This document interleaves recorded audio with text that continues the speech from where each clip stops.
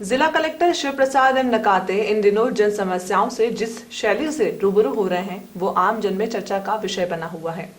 जिला कलेक्टर की कार्यशैली आम लोगों को पसंद आ रही है क्योंकि इस तरह से प्रशासन समस्याओं की हकीकत से वाकिफ हो सकता है।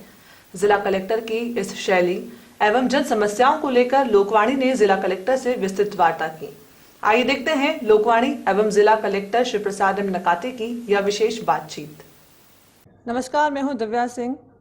हमारे साथ अभी मौजूद हैं भिलवाड़ा जिला कलेक्टर शिव प्रसाद एम नकाते जी। सर, आपका बहुत बहुत स्वागत है। सर, बीती रात ही आप शहर के रात्रि भ्रमण पर निकले थे। मोटरसाइकिल पर आप सवार थे। आपने अलग अलग कॉलोनियों का जायजा लिया, सड़कों की आपने उनका दौरा किया और उन्हें जल्दी दुरुस्त करवाने के आपने 10 नवंबर तक के आदेश दिए हैं। पूरे जिले वासियों के बीच में सर आप चर्चा का विषय बने हुए हैं, आपकी कार्यशैली चर्चा का विषय बनी हुई है। इसके बारे में सर आप क्या कहना चाहेंगे? मुख्य रूप से मेरे पास अलग अलग जगह से फीडबैक ये प्राप्त हो रहा था कि सीवरेज के कार्य की वजह से शहर में सड़कों की हालत थोड़ी ख़राब हो गई है और उसको समय पे ठीक करवाना आवश्यक है। मीटिंग्स में रेगुलर रूप से बताते रहे थे, लेकिन चूँकि मौके पे जाके फील्ड विजिट करके जो जल्दी परिणाम आ सकते हैं उसी को दृष्टिगत रखते हुए नियमित रूप से परीक्षण किया जा रहा है। रात्रि परीक्षण का उद्देश्य भी यह है कि उस समय ट्रैफिक कम रहता है, सड़क अच्छी तरह से देख सकते हैं और उस समय आरयूआईडीपी का काम भी चला रहा होता है, इसलिए रात्रि भ्रमण करके निरीक्षण किया गया। सतत निरीक्षण करने की वजह से गति भी मिली है काम को और मैं समझता हूँ कि 10 नवंबर से पूर्व, दिवाली से पूर्व ज़्यादातर सड़कें ठीक हो जाएगी। सर, तो ये 10 नवंबर से पहले किस तरह से पूरी होगी, इसके लिए आपने क्या कुछ रणनीति बनाई है? इसमें जो सीवरेज के कार्य जो होते हैं उसमें पहले खुदाई होती है, उसके बाद पाइपलाइन डलती है, घर घर कनेक्शंस होते हैं, तो हर स्टेज के टारगेट्स दे रखे हैं उनको। फिर कच्ची एक बार डामर एक बार उस पट्टी में बनाते हैं, केवल उस पट्टी में जिसमें पाइपलाइन डाली उसको बनाने के बाद 10-15 दिन बाद वो पूरी की पूरी सड़क नए सिरे से डामर के रूप में बन जाती है। कुछ जगह पे हम जो ज़्यादा भीड़ भाड़ वाले एरिया है या ज़्यादा इम्पोर्टेंट सड़क है उस पर पाइपलाइन के पट्टी के साथ साथ पूरी विड्थ में सड़क बना रहे हैं और कुछ जगह पे जो कम भीड़ भाड़ वाला या कम ट्रैफिक वाला एरिया है उन जगह पे एक बार जो पाइप डाली है वहाँ की सड़क को डामर बनाएंगे और संपूर्ण विड्थ की जो सड़क की डामर है वो पश्चात में ली जाएगी। तो उनको शेड्यूल दे रखा है कि प्रतिदिन कौन कौन सी जगह का काम पूरा करेंगे और हर 7 दिन बाद इसका निरीक्षण किया जाएगा, जो टारगेट दिया था वो पूरा हुआ कि नहीं। 19 तारीख को जो विजिट की थी उसमें जो निर्देश दिए थे उसके अनुसार 7 दिन बाद जो कार्य पूरे करने थे वो पूर्ण हो गए कि नहीं, उसको देखने के लिए कल रात का दौरा था, जो कल भी लगभग 2.5-3 घंटे हमने विजिट की है। उसके अंदर क्या रहा? 80% तक प्रोग्रेस है। जो टारगेट दिए थे उनमें से 80% तक प्रोग्रेस की गई है। 1-2 दिन आगे पीछे पूरा होके ठीक हो जाएगी। सर, जब कोई जनप्रतिनिधि या प्रशासनिक अधिकारी जब जनता के बीच जाकर जनता से सीधा संवाद करता है तो एक जनता के बीच में भी एक विश्वास पैदा होता है, उनके मन में विश्वास पैदा होता है। जनता को सर आप पर विश्वास है कि 10 नवंबर तक की सड़कें सही हो जाएंगी, और लेकिन आपकी जो कार्यशैली है बहुत ही चर्चा का विषय बनी हुई। तो आपकी कार्यशैली क्या 2-4 दिन तक ही रहेगी या आप इसे लगातार इम्प्लीमेंट करते रहेंगे इस तरह से? मैं ये समझता हूँ कि आम जनता की जो समस्या है उनके पास जाके खुद महसूस करे तो ज़्यादा अच्छे से समझ में आ जाती है। इसलिए मैं जब मौके पे जाता हूँ तो उस आसपास के घर वालों से भी बात करता हूँ। कल 1-2 लोगों ने मुझे सुबह मैसेज किया था, तो रात में हम उनके घर के पास भी पहुँच के भी उनके यहाँ की जो उन्होंने फ़ोटो सहित समस्याएँ बताई थी उसका निरीक्षण किया और आज उनके यहाँ पे काम भी चल रहा है। और ये गतिविधियाँ जो है फील्ड इंस्पेक्शन की एक नियमित प्रक्रिया रहेगी और आगे भी जैसे सुबह सफाई के लिए नगर परिषद के और यूआईटी के अधिकारियों के साथ हम जा रहे हैं, चाहे नाली टूटी हुई है या सड़क टूटी हुई है, पैच है जो उनके भी है, तो उसको भी ठीक करने के लिए सुबह विजिट कर रहे हैं। कोई बिजली के झूलते तार हैं, पानी की पाइपलाइन कहीं से टूटी है, तो वो विजिट के साथ चारों डिपार्टमेंट के अधिकारी साथ में रहने से तुरंत काम हो सकता है। कुछ काम एक उसी दिन हो जाते हैं, कुछ काम 3 दिन में हो जाते हैं, कुछ काम में 7 दिन समय लग सकता है। और ये विज़िट निरंतर बनी रहेगी और जिससे कि लोगों को सफाई के संबंध में हो या सड़कों के संबंध में हो परेशानियों का सामना नहीं करना पड़े। भीलवाड़ा के अंदर कोरोना वायरस के जहां पर प्रतिदिन पहले शतक से ज़्यादा 100 से ज़्यादा आंकड़े सामने आ रहे थे, वहीं प्रशासन के पहल के द्वारा वो आंकड़ों में भी कमी आई है। सर, अभी भी कई लोग ऐसे हैं जो बिना मास्क के शहर में घूमते रहते हैं। आप ऐसे लोगों को क्या संदेश देना चाहेंगे कि कोरोना सच में एक घातक बीमारी है, इसका ध्यान रखना और इसके उपाय अपनाना बहुत ज़रूरी है। तो इसको लेकर आप जनता को कैसे जागरूक करना चाहेंगे, क्या संदेश है आपका? सर्वप्रथम मैं भीलवाड़ा शहर की सभी जनता का तहे दिल से आभार व्यक्त करना चाहता हूं कि शुरुआत में जब कोविड मार्च में आया था तब भी यहाँ की जनता ने बहुत अच्छा साथ दिया, प्रशासन का, पुलिस का। और अब भी जब 2 अक्टूबर से जन आंदोलन चल रहा है उसको भी बहुत अच्छे से साथ दिया है।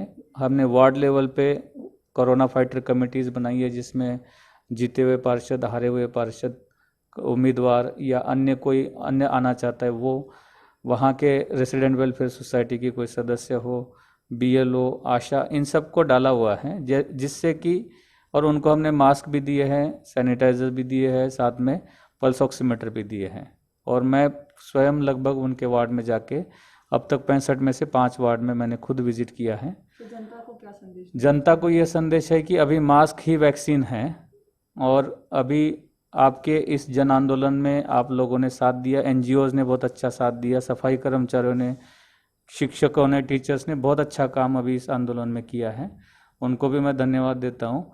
और साथ में ये कहता हूँ कि उसके परिणाम की वजह से जो अपने पिछले सितंबर महीने में लगभग प्रतिदिन 150 से 160 के करीब मरीज़ मिल रहे थे, वो अभी अपने इस अक्टूबर महीने में जब से आंदोलन चालू हुआ है एक बार ही 100 के ऊपर, टोटल 2 बार ही 100 के ऊपर आंकड़ा गया, अदरवाइज 50 के आसपास ये आंकड़ा स्थिर है। तो ये परिणाम जनता के सपोर्ट का है। इसका क्रेडिट हमारे सभी नगर परिषद के, शिक्षा विभाग के और NGOs की टीम को और आम लोगों को जाता है। उनकी जागरूकता से और उनकी डिसिप्लिन से अभी हम कंट्रोल कर रहे हैं। बट इसको बरकरार कंट्रोल रखना है तो मास्क ही वैक्सीन है, इस नारे के साथ अपने को आगे बढ़ना है, क्योंकि आने वाला समय मौसमी बीमारियों का है।